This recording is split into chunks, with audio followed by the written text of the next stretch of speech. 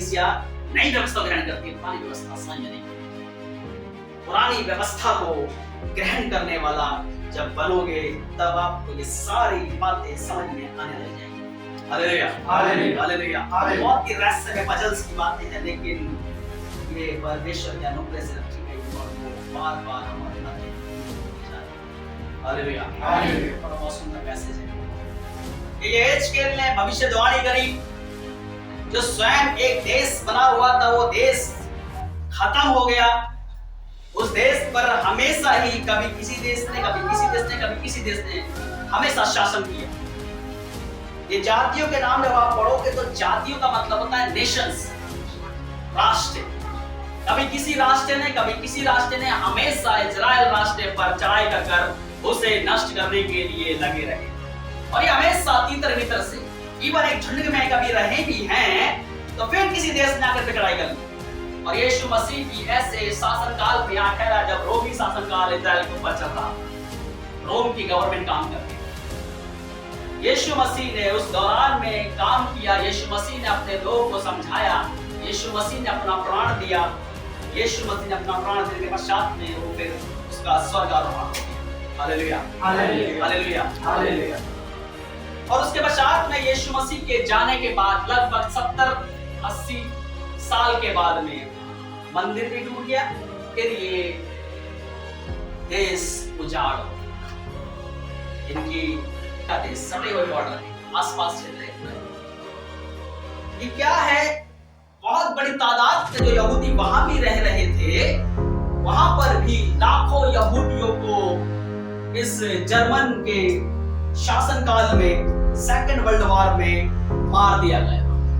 और ऐसी मौत उन्हें दी गई है कि जेल खाने में डाल दिए गए, उनको खाना नहीं दिया गया, आग के भट्टे में डाल दिया, उल्टा लटका दिया, चमगादड़ छोड़ दी, बहुत ही दुरत्याचार किया गया।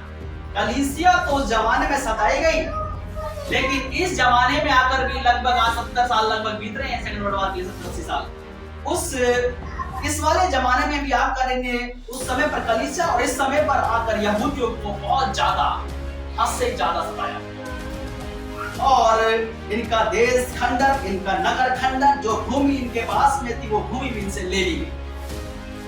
इतर भीतर होकर ये हमेशा रहते रही। लेकिन यहेजकेल भविष्यवक्ता की किताब ये इसी भविष्य के लिए बात कर रही है कि जो तेरा खंडर पड़ा हुआ देश है, जो तेरे नगर जो कभी नहीं बसाए जा रहे हैं, 1900 साल के बाद यहोवा परमेश्वर तेरे जीवन में ऐसा काम करे। Hallelujah, hallelujah, hallelujah. लगभग 1900 साल के बाद में 1939 से लेकर 1945 के बीच में जो विश्व युद्ध सेकंड वॉर चला है, सेकंड वर्ल्ड वॉर जो चला है, उसके बाद में यूएन का गठन होने के पश्चात में इजराइल को उसकी भूमि दी। Hallelujah, hallelujah, hallelujah, hallelujah. Israel को उसकी भूमि, जर्मन में इतने जो यहूदी रह रहे थे, हो सकता है कि उसके आसपास दी जा सकती थी, हो सकता है कि कोई और भी इतनी बड़ी भूमि है कहीं और भी दी जा सकती थी, किसी और जगह पर भी दी जा सकती थी, चाहे अमेरिका के इतने बड़े महाद्वीप के आसपास, क्योंकि सबसे ज्यादा यहूदियों की तादाद वहीं थी। लेकिन वचन किसी देश के कहने से, किसी संगठन के कहने से या यूएन के कहने से नहीं चलता है। वचन परमेश्वर के मुंह से निकलता है, परमेश्वर के कहने से चलता है। Hallelujah, hallelujah. परमेश्वर के वचन में कार्यशीलता है, कार्य करता है।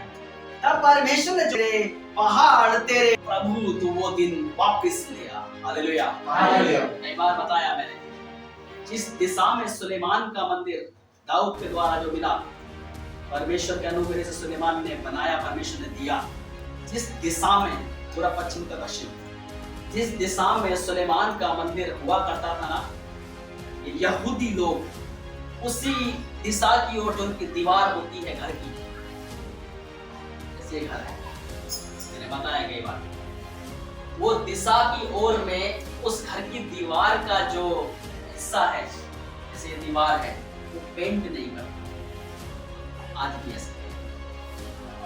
उस दीवार की ओर मुंह करके कि ये इजराइल देश, इसकी भूमि और इसमें जो मंदिर है ये उजाड़ पड़ा है, तो ये दीवार जो हमारी दिशा की ओर है ये कैसे चमक जाए, ये उजाड़ ये भी बड़ी होनी चाहिए। इसको पेंट नहीं करेंगे, इसको रंग नहीं करेंगे, इसको फिनिशिंग नहीं देंगे, ऐसे ही छोड़ देते हैं। और उसकी तरफ मुंह करके परमेश्वर से प्रार्थना, हालेलुया, हालेलुया।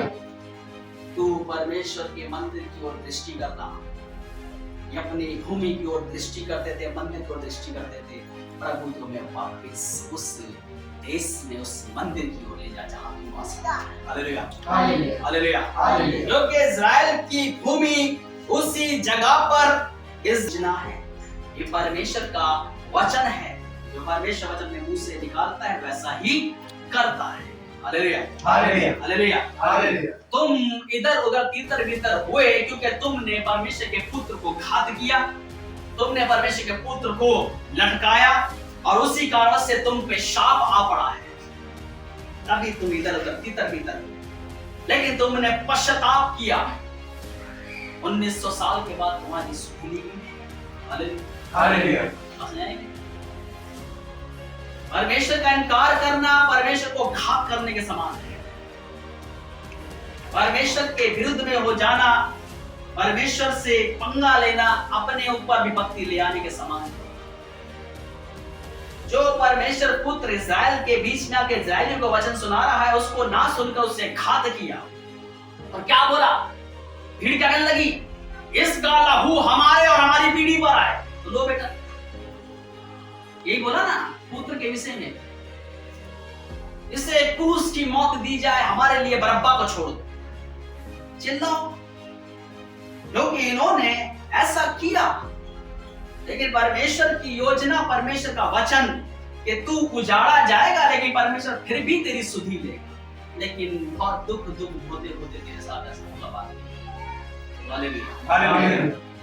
इसीलिए परमेश्वर के पुत्र को क्रूस पर चढ़ा देना, उसे मार देना और उसके पश्चात में वो शापित ये लहू हमारे पर आए।